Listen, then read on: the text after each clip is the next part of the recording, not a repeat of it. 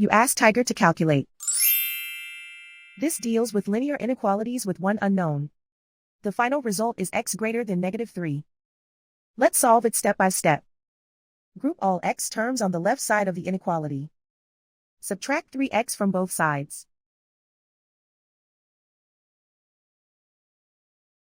Simplify the arithmetic.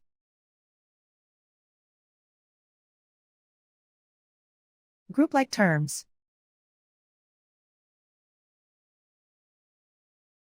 Simplify the arithmetic.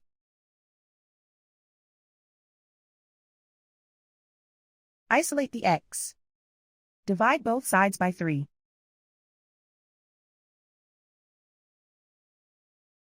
Simplify the fraction.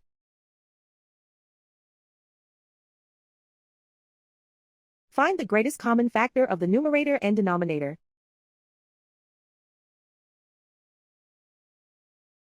Factor out and cancel the greatest common factor.